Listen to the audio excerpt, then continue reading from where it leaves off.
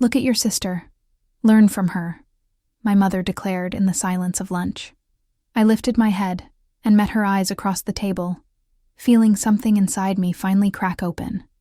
But instead of nodding quietly like I had done 1,000 times before, I set down my fork with deliberate slowness and said, "Then let her take care of Grandma tonight when she has another episode at 2 a.m. The color drained from my mother's face. My father froze mid-bite. And my sister Catherine, who had been scrolling through her phone with that self-satisfied smile, finally looked up. In that single moment, 4 years of silence shattered across the Sunday lunch table. If you were in my position, could you have stayed quiet for so long? And where are you hearing this story from? Drop a comment and let me know, because I want to see how far this reaches. Hi, my name is Rebecca Matthews, but everyone calls me Becca. I'm 31 years old, living in Eugene, Oregon, and until recently I worked as a research coordinator at a medical center near the university. From the outside, my life probably looked ordinary, maybe even a bit dull. A stable job that didn't pay much, a small studio apartment I could barely afford, and weekends that disappeared into obligations I never chose. But every Sunday, without fail, I found myself at my parents' house in the suburbs of Portland for what they called family lunch, a tradition that felt more like a performance than an actual gathering. My mother would insist that no one could miss it. If I tried to say I had work to catch up on, or simply needed a day to rest, she would call repeatedly, her voice taking on that edge of hurt and accusation. "Family comes first, Rebecca. Don't you care about us?" And my father would add his usual line, delivered with a chuckle that didn't quite hide the criticism underneath. "Your grandmother always asks about you. Don't disappoint her." So week after week, I would drive the 90 miles from Eugene to Portland, arriving at their craftsman-style home with the blue shutters and the rose garden my mother tended obsessively. I would sit at the long dining table, smile politely, and listen to conversations that always seemed to orbit around one person: my sister Catherine. Catherine is 4 years older than me, and from the moment she could walk, she was destined to be the golden child. Tall and effortlessly charismatic, she was the lead in every school play, captain of the debate team, homecoming queen, and later, a marketing executive at a prestigious firm in San Francisco. My parents spoke about her the way people speak about celebrities, with pride so thick you could almost taste it in the air. "Catherine just got promoted again," my mother would say, her eyes shining. "She's managing an entire division now. Can you imagine? They're lucky to have her."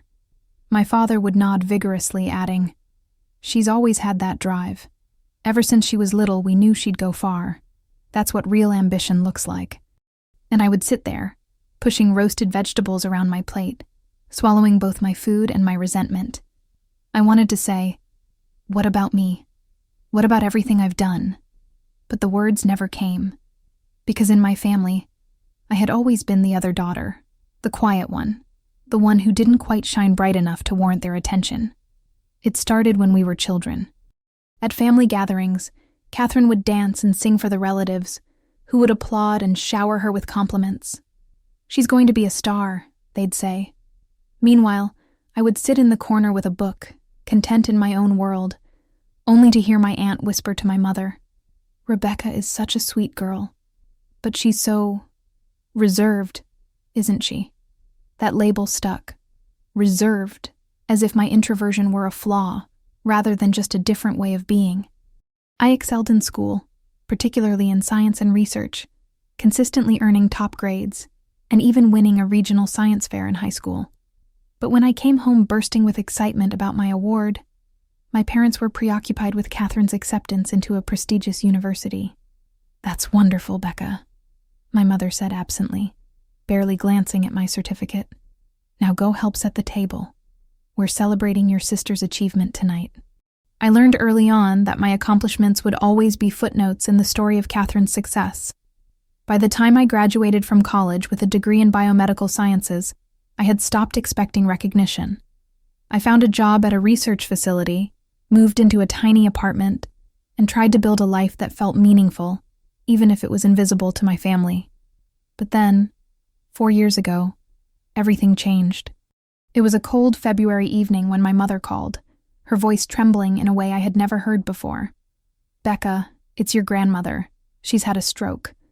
My grandmother, Helen, had always been the steady presence in our family, the one who remembered everyone's birthdays, who baked cookies every holiday, who listened when no one else would. The news hit me like a physical blow. I remember gripping the phone so tightly my knuckles turned white as my mother explained through tears that Grandma Helen had been rushed to the hospital, that the doctors weren't sure how much function she would recover, that everything was uncertain. "Can you come?" my mother asked, her voice breaking. "We need you here." I didn't hesitate. I requested emergency leave from work and drove through the night to Portland, my mind racing with worst-case scenarios. When I arrived at the hospital, I found my parents in the waiting room, looking smaller and more fragile than I had ever seen them. My father's hands shook as he held a cold cup of coffee, and my mother's face was streaked with tears. Catherine arrived hours later, sweeping in from the airport with her designer luggage and expensive perfume, immediately taking charge of the conversation with doctors, asking pointed questions, and making everyone feel like she had the situation under control. For those first few days in the hospital, we were all there together, a united front. But when Grandma Helen was finally discharged with a long list of care requirements, physical therapy, medication management, assistance with daily activities, our family's true dynamics began to surface. My mother and father, both in their late 60s, and dealing with their own health issues, clearly couldn't manage Grandma's care alone. Someone needed to step up. Catherine, of course, had to return to San Francisco for an important project at work. "I wish I could stay," she said, touching my mother's shoulder with what seemed like genuine regret. "But I'm leading a major campaign launch. They're counting on me. You understand, right?" My mother nodded quickly, almost too quickly. "Of course, sweetheart. Your career is important. We'll manage somehow." And then all eyes turned to me. I remember that moment with painful clarity, standing in my parents' kitchen, the February rain drumming against the windows, feeling the weight of their expectations settle on my shoulders like a heavy coat I hadn't asked to wear. "Becca," my father said carefully, "your job is more flexible, isn't it? Maybe you could help out for a while, just until we figure out a long-term solution. Just until we figure out a long-term solution." Those words echoed in my mind as I looked at my grandmother, still weak and disoriented in the guest bedroom they had converted for her. How could I say no? This was the woman who had braided my hair when I was little, who had taught me to bake bread, who had been the only person in my family who seemed to truly see me. "I'll help," I heard myself say, even as a small voice in my head whispered that this was a mistake, that temporary would stretch far longer than anyone admitted. And I was right. What started as a few weeks turned into months, and then years. I reduced my hours at work, taking a significant pay cut to shift to part-time so I could drive to Portland 3 times a week to help with Grandma's care. On Mondays, Wednesdays, and Fridays, I would wake at 5 a.m., make the 90-mile drive, and spend the entire day managing her medications, taking her to physical therapy appointments, preparing special meals that met her dietary restrictions, and simply sitting with her so she wouldn't feel alone. The weekends were entirely dedicated to her care. I would arrive Friday evening and stay until Sunday night, sleeping on the uncomfortable pull-out couch in my parents' living room, waking multiple times during the night when Grandma needed assistance getting to the bathroom or when she became confused and disoriented, a common side effect of her condition. My parents would thank me, but their gratitude always felt perfunctory, as if my help was simply expected rather than appreciated. "You're so good with her," my mother would say, already moving on to the next topic. Meanwhile, Catherine would FaceTime once a week, her face filling the iPad screen as she smiled and chatted with Grandma for 15 minutes before rushing off to a meeting or a dinner party. And somehow those 15 minutes earned her endless praise. "Catherine is so thoughtful," my mother would say, beaming. "Even with her busy schedule, she always makes time for family." I wanted to scream. I wanted to point out that I had given up my career advancement, my social life, my savings, and my mental health to be here physically, day after day, while Catherine's occasional video calls were treated like acts of extraordinary devotion. But I stayed silent. I told myself that this was about Grandma, not about competition with my sister. I told myself that I was doing the right thing, that the sacrifice was worth it because I loved my grandmother. I told myself a lot of things to make the growing resentment bearable.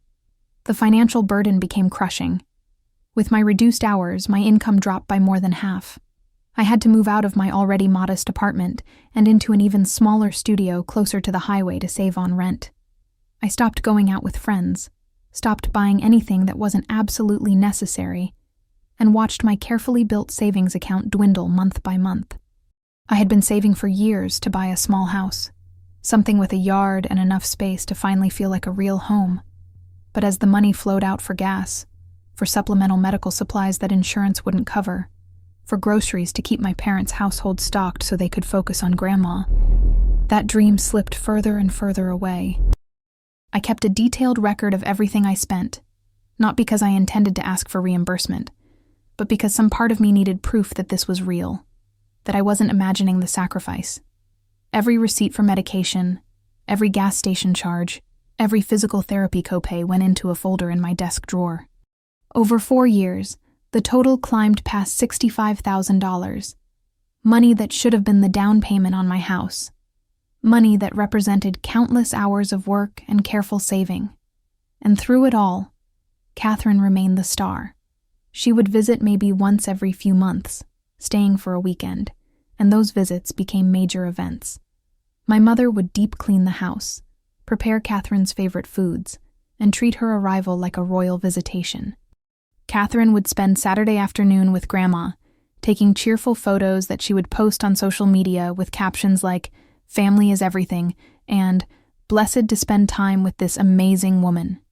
Those posts would rack up hundreds of likes and comments praising Catherine's devotion.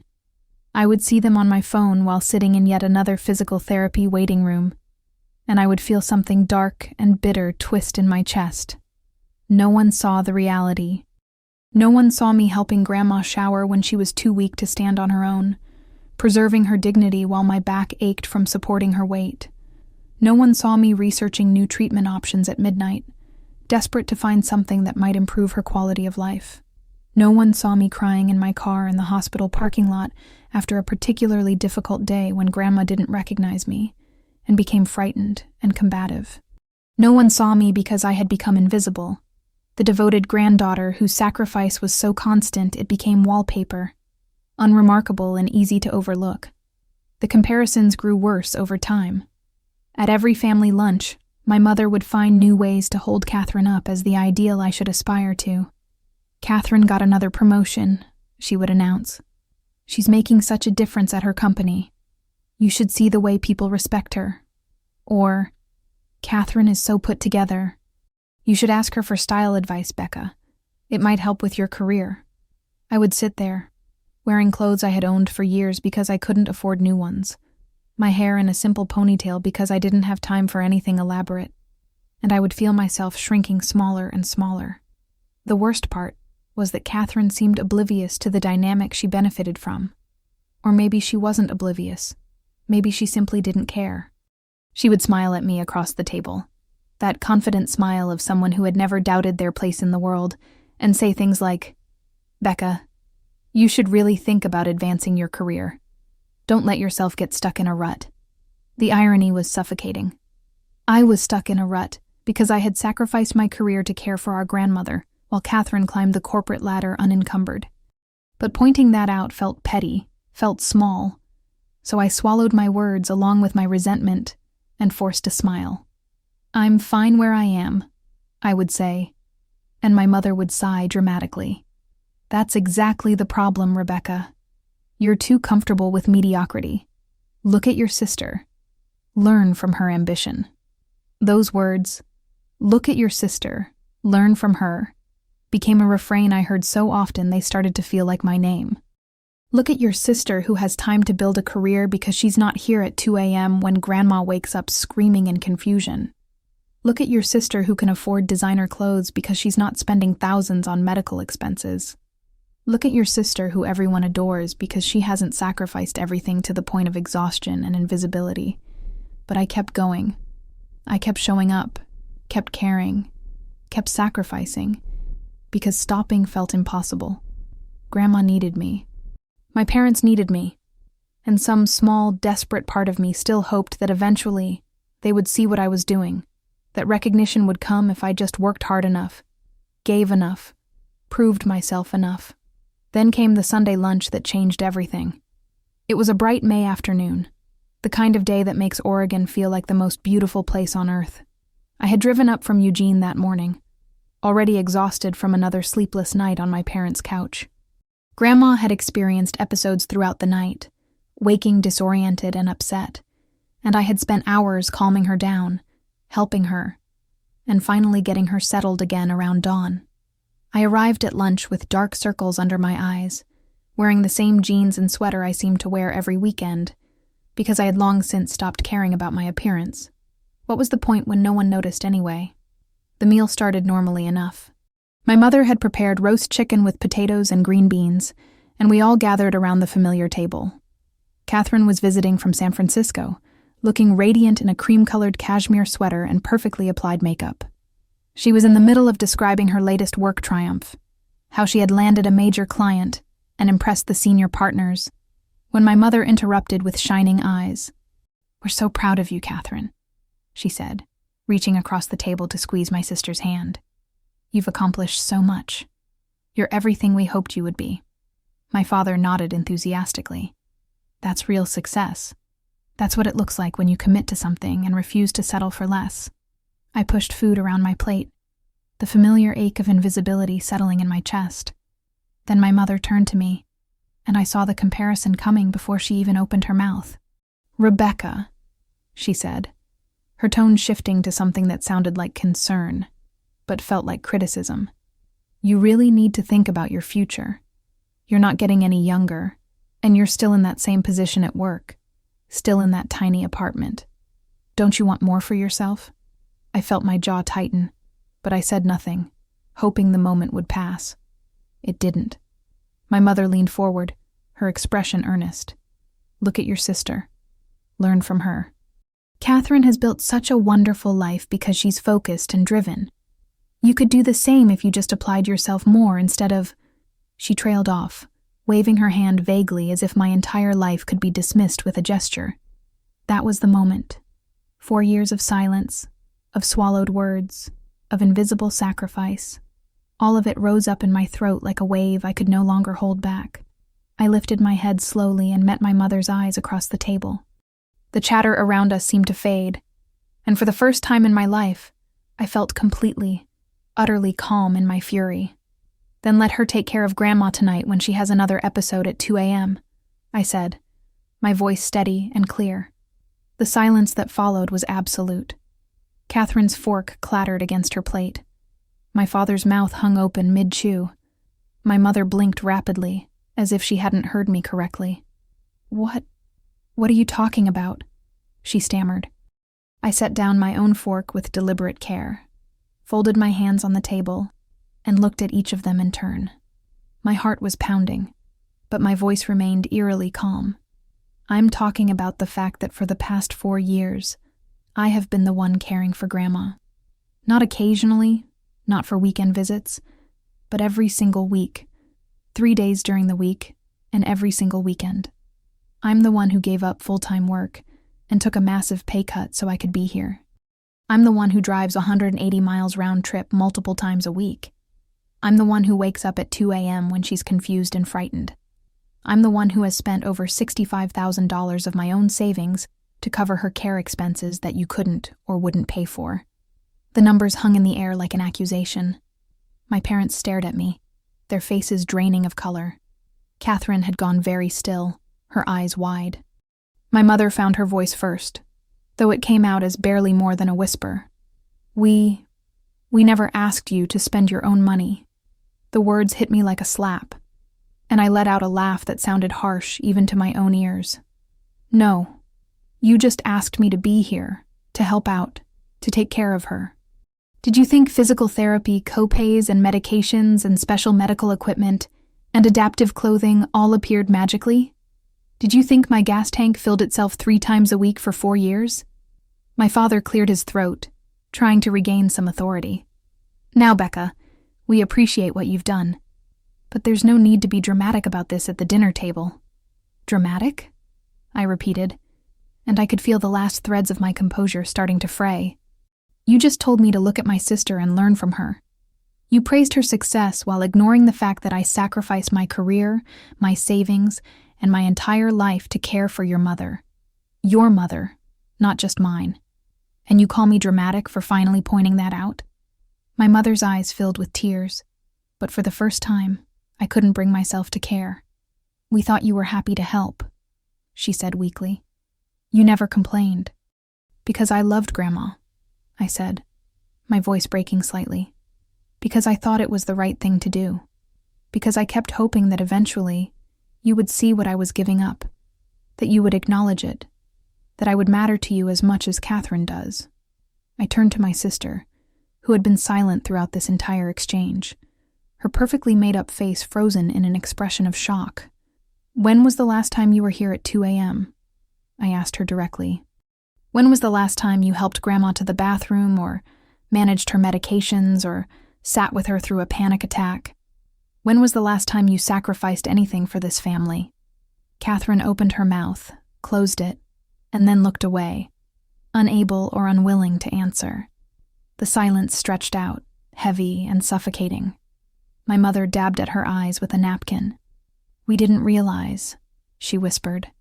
We didn't know it was so hard for you. I stood up, my chair scraping loudly against the hardwood floor. That's the problem. You didn't want to know.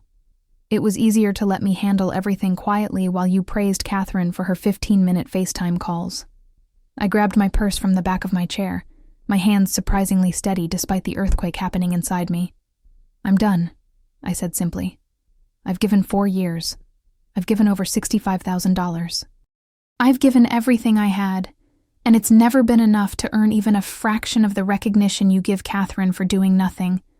I'm done sacrificing myself for a family that can't even see me. My father stood up, his face red. If you walk out that door, Rebecca, don't expect us to welcome you back. The words should have hurt, but instead, they felt like permission. Good, I said, because I'm not coming back. I turned and walked out of that house, out of the rose garden my mother tended so carefully, and I got into my car without looking back. My hands shook as I started the engine, and it wasn't until I was halfway down the street that the tears finally came, hot and furious, blurring my vision so badly I had to pull over. I sat in my car on a tree-lined street in suburban Portland and cried harder than I had in years. But underneath the tears, underneath the pain and the anger and the sense of betrayal, there was something else. Relief. For the first time in 4 years, I felt like I could breathe. That night, alone in my tiny studio apartment in Eugene, I made a series of decisions that would change everything. First, I called the medical center and asked to meet with my supervisor. Over the past 4 years, I had proven myself to be reliable and skilled despite my reduced hours, and I knew there were full-time positions available. The next morning, in a quiet office overlooking the university campus, I explained that I was ready to return to full-time work. My supervisor, a kind woman named Dr. Patricia Chen, looked at me with understanding eyes. I wondered when you would come back to us, she said gently. You're talented, Becca. We've missed having you here full-time. Within a week, I was back to working 40 hours a week, and my paycheck returned to its previous level. The difference was staggering. Suddenly, I could pay my bills without panic, could buy groceries without calculating every item, could even think about saving again. But the bigger decision was about Grandma's care. I spent an entire evening researching professional caregiving options in Portland. There were excellent facilities that specialized in stroke recovery and long-term care, places with trained staff and proper medical support. I found one with outstanding reviews, toured it virtually, and discovered that the monthly cost was significant but manageable, especially if my parents contributed anything at all. I called my mother. The conversation was tense and awkward, but I laid out the situation clearly. I've found a care facility for Grandma, I said, keeping my voice neutral. It's well rated, and they can provide the level of care she needs. I'm not coming back to provide hands-on care anymore. If you want to keep her at home, you'll need to hire private caregivers. Either way, my involvement ends now." There was a long pause. Then my mother said quietly, "We can't afford that kind of care." "Then sell something," I said, surprised by my own bluntness. "Downsize your house. Adjust your lifestyle. Figure it out the way I've been figuring it out for 4 years."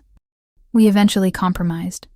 Grandma would move into the facility, and my parents would cover half the cost using funds from their retirement savings. I would contribute the other half, but only for 6 months to help with the transition, and only because it was for Grandma, not for them. After that, they would need to handle it on their own. The day Grandma moved into the care facility was bittersweet. I helped her settle into her bright, cheerful room with its large windows overlooking a garden. She held my hand and looked at me with eyes that were clearer than they had been in months. "You're a good girl, Becca," she said softly. "You always have been." I kissed her forehead, fighting back tears. "I love you, Grandma. You're going to be well taken care of here." And she was. The facility's staff was professional and compassionate, and within weeks, Grandma actually seemed happier and more stable than she had been at my parents' house. Freed from the crushing weight of caregiving, I felt like I was waking up from a 4-year fog. I started going to the gym again, something I hadn't had energy for in years. I joined a book club with colleagues from work.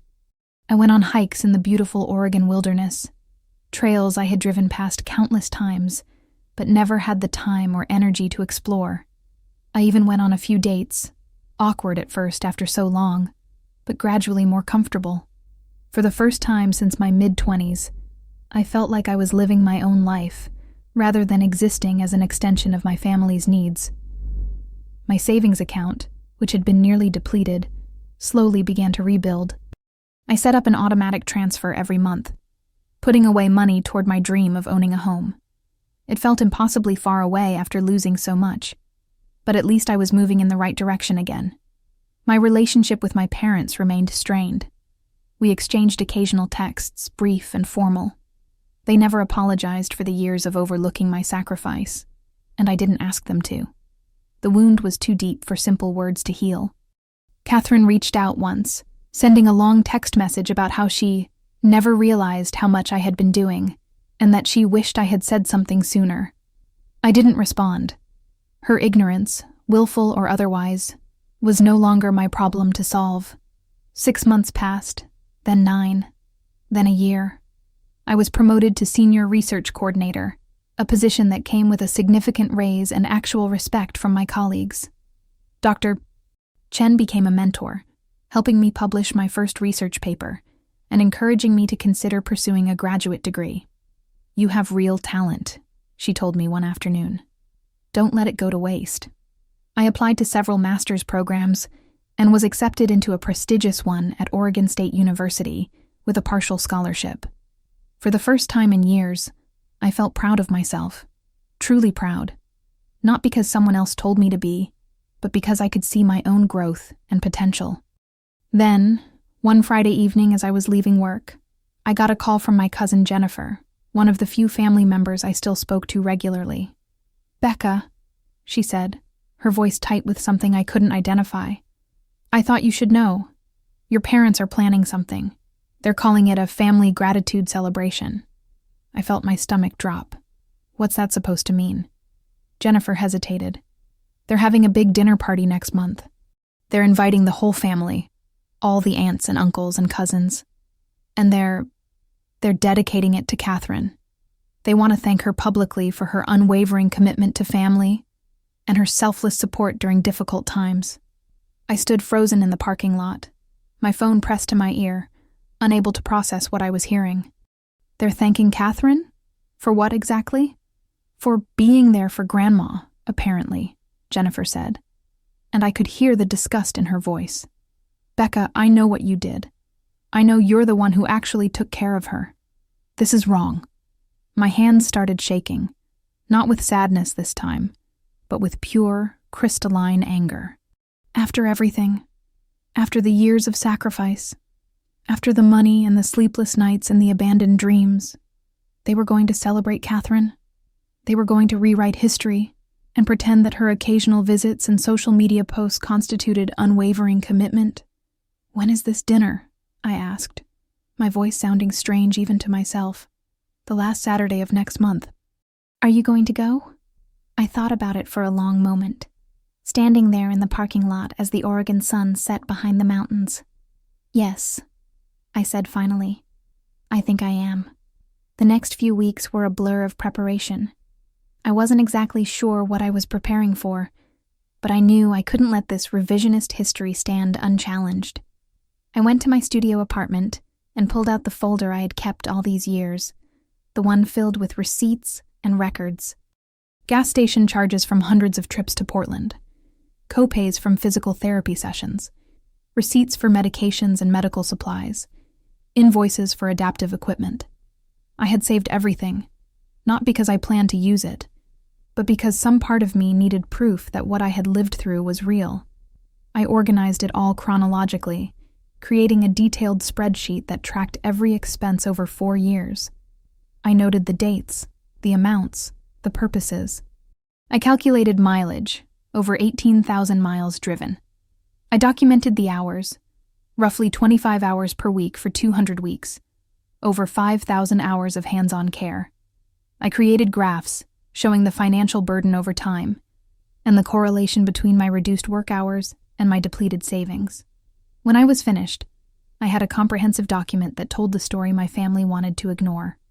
The total came to just over $65,000 in direct expenses, not counting the lost income from working part-time or the career advancement opportunities I had missed. I saved multiple copies, backed them up to the cloud, and put a printed version in a professional binder. I wasn't sure yet how I would use it, but I wanted to be ready. I also did something else.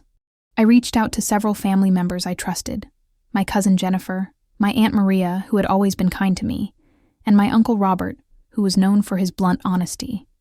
I didn't tell them everything, but I mentioned casually that I had kept detailed records of Grandma's care and that I thought the reality might be different from what my parents were presenting. If anything comes up at this dinner, I told Jennifer, I want people to know the truth. She promised to support me, and I could hear the steel in her voice. She had always seen through Catherine's perfect facade. The night of the family gratitude celebration arrived. It was being held at an upscale restaurant in downtown Portland, a place with exposed brick walls and twinkling string lights that was far fancier than anywhere our family usually gathered. My parents had clearly spared no expense, which struck me as bitterly ironic, given how they had claimed they couldn't afford proper care for Grandma. I drove up from Eugene that afternoon, wearing a simple but elegant navy dress I had bought for the occasion. I wanted to look professional, put together, nothing like the exhausted, invisible caregiver I had been for so long. I arrived exactly on time, walking into the restaurant with my head held high and my professional binder tucked discreetly in my bag. The private dining room was already full of family members. I saw aunts and uncles I hadn't spoken to in over a year, cousins catching up over cocktails, and at the head of the long table, my parents and Catherine. My mother wore a burgundy dress and pearls, looking years younger than she had during Grandma's worst days. My father was in a suit, jovial and expansive, and Catherine, stunning in a cream silk blouse and tailored pants, held court like a queen greeting her subjects. No one seemed to notice when I slipped in and took a seat near the back of the room, close to where Jennifer had saved me a chair. She squeezed my hand under the table, and I squeezed back, drawing strength from her presence. Dinner was served, an elaborate meal of salmon and roasted vegetables and artisanal bread. I barely tasted any of it. I was too focused on the speeches I knew were coming, too aware of the moment approaching when I would have to decide whether to stay silent or speak up. After dessert was cleared away, my father stood up, tapping his wine glass to get everyone's attention. The room fell quiet. "Thank you all for being here tonight," he began, his voice warm and filled with emotion. "We wanted to gather our family together to recognize someone very special, someone who embodies everything we value about loyalty and love." My stomach twisted. I knew what was coming, but hearing it was still like a punch to the gut. Over the past few years, our family faced a difficult challenge when my mother, Helen, suffered a serious stroke. My father continued. It was a frightening time, and we weren't sure how we would manage. But one person stepped up in a way that went above and beyond anything we could have asked for. He paused, looking directly at Catherine with undisguised pride. Our daughter Catherine, despite her demanding career and all her responsibilities in San Francisco, made sure that her grandmother was never alone. She called regularly, visited whenever she could, and her presence brought light into some very dark days. She showed us what it means to truly care for family. The room erupted in applause. I watched Catherine stand, her face the picture of humble grace, as if she were accepting an award she had actually earned. My mother stood next to her, tears streaming down her face. "Catherine," my mother said, her voice breaking, "you've made us so proud. Not just for your professional success, but for your heart. You never forgot where you came from, or the people who love you. Tonight, we want to present you with this." She held up a framed photo of Catherine and Grandma from one of her rare visits, both of them smiling. Beneath it was an engraved plaque that read, "In recognition of unwavering devotion to family, Catherine Matthews, our guiding light." Something inside me snapped. Not with the explosive fury I had felt at that Sunday lunch, but with a cold, clear determination. I stood up. The movement was so unexpected that several people turned to look at me. Jennifer grabbed my hand, whispering urgently, "Are you sure?" I nodded once and walked toward the front of the room. My heels clicked on the hardwood floor, each step deliberate and steady. The applause died down as people realized something unexpected was happening. Catherine's smile faltered. My parents looked at me with confusion and dawning alarm. I stopped a few feet from the head table and addressed the room, my voice calm and clear. "I'm sorry to interrupt," I said, though I wasn't sorry at all. "But I think there's been a misunderstanding about Grandma's care that needs to be addressed." My father's face went red. "Rebecca, this isn't the time." "Actually, Dad, this is exactly the time," I said, cutting him off with a politeness that was sharper than any shout. "You've gathered our whole family here to celebrate Catherine's devotion to Grandma. I think everyone deserves to know what that devotion actually looked like." I opened my bag and pulled out the binder, holding it up so everyone could see. "For the past 4 years, I have been Grandma's primary caregiver. Not Catherine. Me." A murmur rippled through the room. I saw my Aunt Maria sit up straighter, her eyes suddenly focused intently on me.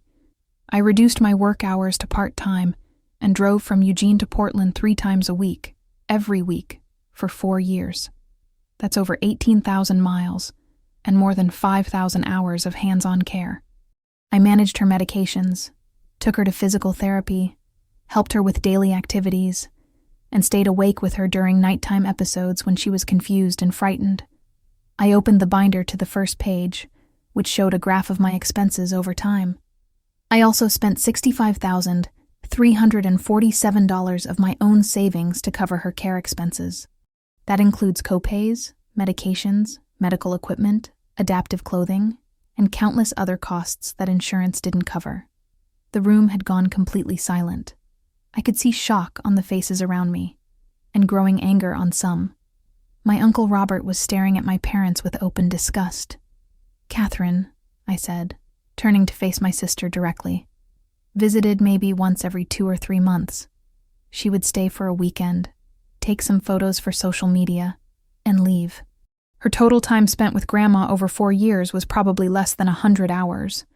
Her financial contribution was 0. Catherine's face had gone pale. She opened her mouth, but no words came out.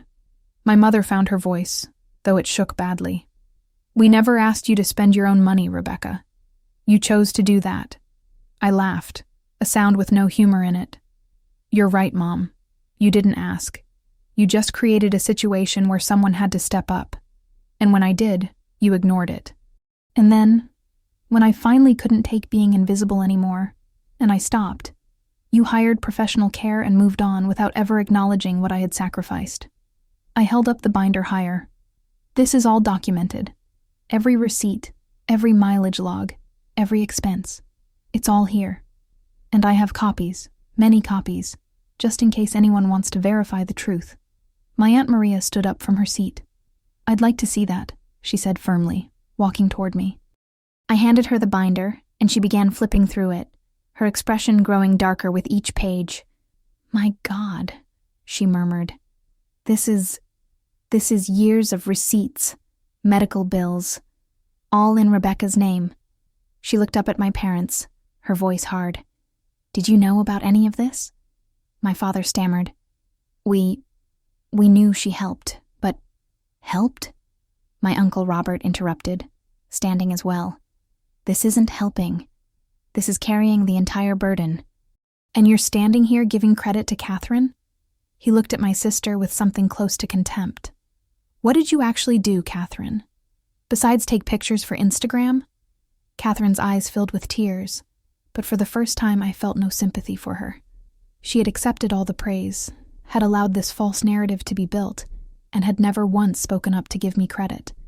The room erupted in conversations, family members turning to each other in shock and anger. I heard my cousin asking loudly, "How could they not know? How could they let Becca do all that and then thank Catherine?"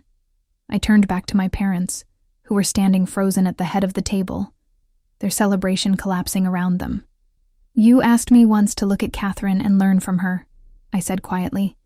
But in the sudden hush, everyone heard me. I did look at her. I learned that in this family, visibility matters more than sacrifice. I learned that it's better to do nothing and take credit than to do everything and be ignored. My mother reached out toward me, her hand trembling. "Becca, please, we can talk about this privately." "No," I said firmly. "You made this public when you decided to hold this celebration. You rewrote history in front of our entire family. I'm just correcting the record." I picked up the framed photo with its engraved plaque, the one that was supposed to honor Catherine's unwavering devotion. I looked at it for a long moment, then set it face down on the table. "Keep this if you want," I said. "Frame whatever story makes you feel better. But everyone here now knows the truth." I walked back to my seat, retrieved my purse, and headed for the door. Behind me, the room was in chaos. I heard my Aunt Maria demanding answers from my parents, heard my Uncle Robert saying something about a disgrace, heard Catherine sobbing. But I didn't stop. I walked out of that restaurant and into the cool Portland evening, and for the second time in a year, I felt the weight of my family's expectations fall away. Jennifer caught up with me in the parking lot, slightly out of breath. "That was incredible," she said, her eyes shining. "I can't believe you actually did it." I leaned against my car, suddenly exhausted but also strangely at peace.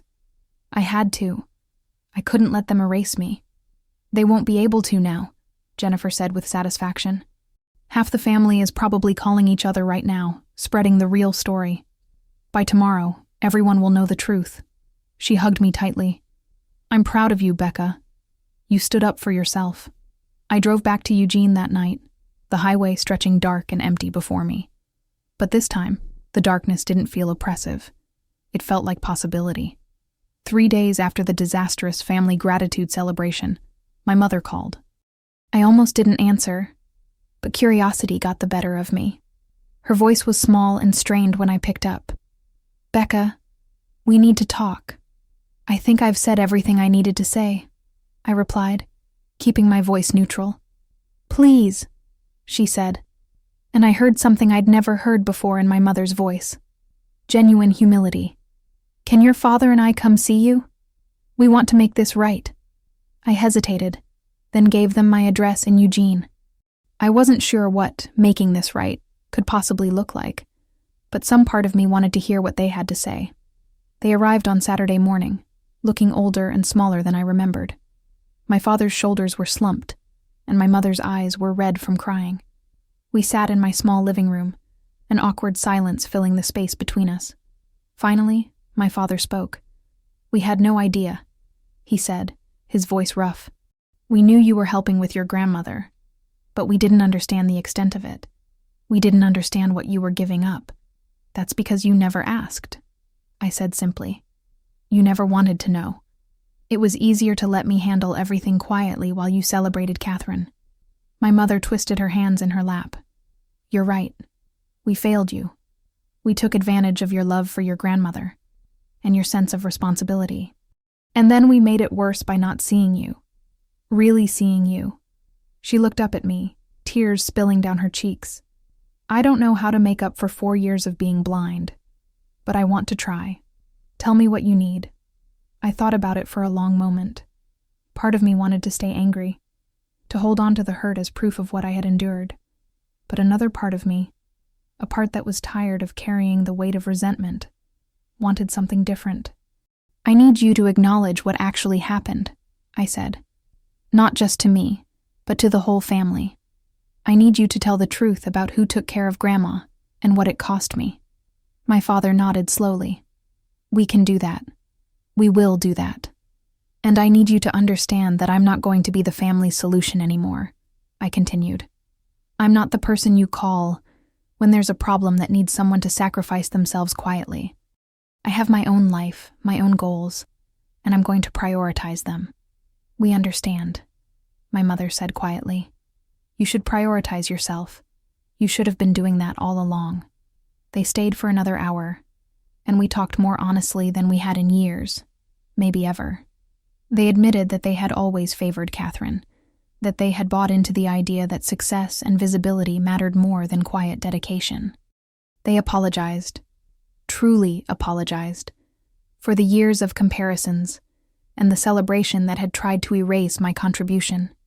When they left, my father hugged me awkwardly, and my mother held on a bit too long, as if trying to make up for all the times she should have hugged me before. "We love you, Becca," she said. "We always have, even when we were terrible at showing it." "I know," I said, and I meant it. The love had always been there, buried under expectations and blindness, and the family dynamics that had shaped us all. The question was whether we could build something better going forward. A week later, I received a formal letter from my parents. It stated that they were reimbursing me $15,000 from their savings, a partial repayment for what I had spent on Grandma's care. It wasn't the full amount, and they acknowledged that they couldn't fully repay the money or the time, but it was something. The letter also included a written apology that I could share with anyone I chose, acknowledging that I had been Grandma's primary caregiver, and that they had failed to recognize my sacrifice. I deposited the check, adding it to my growing savings account. With my full-time salary and the reimbursement, I was finally making real progress toward my goal of buying a home. Catherine reached out too, sending a long email that I read 3 times before responding. In it, she admitted that she had known on some level that I was doing more than she was, but that she had convinced herself it wasn't that big of a deal, because I seemed fine and never complained. She apologized for accepting praise she hadn't earned, and for not standing up for me when our parents compared us. "I realize now that I benefited from your invisibility," she wrote. "I got to be the successful one, the accomplished one, because you were too busy actually keeping the family together to compete. That wasn't fair, and I'm sorry." I wrote back, keeping it brief. I told her I appreciated her apology and her honesty, but that rebuilding trust would take time. I wasn't ready to pretend everything was fine, but I was willing to see if we could find a different kind of relationship, one based on truth, rather than the roles our family had assigned us. Grandma Helen passed away peacefully 6 months after the confrontation, surrounded by professional caregivers who had grown to love her. I was there, holding her hand, and in her final lucid moments, she looked at me and smiled. "You're a good girl, Becca," she whispered, the same words she had said to me so many times. "Don't let them make you small." "I won't, Grandma," I promised. "Not anymore." At her funeral, my parents introduced me to distant relatives as the granddaughter who took care of her, and I saw my mother quietly correct someone who asked about Catherine's role. It was a small thing, but it mattered. 2 years later, I stood in the living room of my own house, a small craftsman bungalow in a quiet Eugene neighborhood with a backyard big enough for a garden. I had saved enough for the down payment, combining my earnings with the partial reimbursement from my parents, and had qualified for a mortgage that I could actually afford. The house wasn't huge or fancy, but it was mine, earned through my own work and determination. I had finished my master's degree and accepted a position as a lead research coordinator at a biotech company in Eugene, with a salary that reflected my skills and experience. Dr. Chen had written me a glowing recommendation, and my new colleagues treated me with respect and appreciation. Catherine visited once, driving down from San Francisco to see my new place. We sat on my small back porch, drinking coffee and watching birds flit through the garden I had started planting. "You did it," she said quietly. "You built this life on your own terms." "I did," I agreed. "It took longer than it should have, and cost more than it should have. But yes, I did it." She was quiet for a moment, then said, "I think about that night at the restaurant sometimes. How angry everyone was at me, at Mom and Dad, how humiliated I felt." I looked at her, seeing not the perfect golden child I had resented for so long, but a woman who was finally reckoning with the reality of our family dynamics. "Was it the humiliation that bothered you?" I asked. "Or the realization that you hadn't earned what you were being given?" Catherine flinched, but she didn't look away. "Both," she admitted, "but mostly the second one. I built my whole identity on being the successful daughter, the one who made everyone proud. Finding out that my success came at your expense, that you were sacrificing everything while I took credit for family devotion, I didn't actually demonstrate. It broke something in how I saw myself." "Good," I said. And when she looked startled, I added, "I mean it." That needed to break. We both needed to break free from the roles they assigned us. We talked for hours that afternoon, more honestly than we ever had. She told me about the pressure she felt to be perfect, to live up to the image our parents had created of her. I told her about the years of feeling invisible, of wondering if I would ever be enough. We didn't solve everything, couldn't undo decades of family dysfunction in one conversation. But it was a start. My relationship with my parents slowly evolved into something more balanced. They still made comments sometimes that revealed their old patterns of thinking, but they caught themselves more often now, and when I called them out, they listened. We had family dinners occasionally, but I controlled when and how often, and I never hesitated to leave if the dynamic became toxic. One Sunday, about 3 years after the confrontation, my mother and I were washing dishes together in my kitchen after a lunch I had hosted. Out of nowhere, she said, "I read something the other day that made me think of you." "What was that?" I asked. "It said that the most invisible people in families are often the ones holding everything together," she said quietly. "The ones who sacrifice without asking for recognition, who keep showing up even when they're ignored. It said that families often mistake that quiet strength for weakness, or for a lack of ambition." She turned to look at me, her eyes wet. "I mistook your strength for weakness. I mistook your love for a lack of drive. And I'm sorrier for that than I can ever express." I set down the plate I was washing and hugged her. Really hugged her. For the first time in years. "Thank you for seeing it now," I said. "That matters." That night, after my parents had driven back to Portland, I sat on my back porch and thought about everything that had led me to this moment. The years of sacrifice, the painful confrontation, the slow rebuilding of relationships. All of it had shaped me into someone I was finally proud to be. I thought about the young woman I had been at 27, so eager to help, so hungry for recognition she never received. I thought about the exhausted, invisible caregiver at 30, drowning under the weight of unacknowledged sacrifice. And I looked at who I was now at 34, a homeowner, a respected professional, someone who had learned to set boundaries and demand the recognition she deserved. My phone buzzed with a text from Jennifer. "Still on for hiking next weekend? I promise to keep up this time." I smiled and texted back, "You're on, but I'm picking the trail." I set down my phone and looked out at my garden, where tomatoes were just starting to ripen and herbs grew in abundance. The evening light was golden and warm. The air smelled like jasmine, and I could hear children laughing in a nearby yard. This was my life now. Not perfect, not without scars, but mine in a way it had never been before. I had stopped being the invisible daughter, the shadow behind my sister's spotlight, the woman who sacrificed everything and received nothing. I had become visible, first by demanding to be seen, and then by building a life so full and rich that I couldn't be ignored.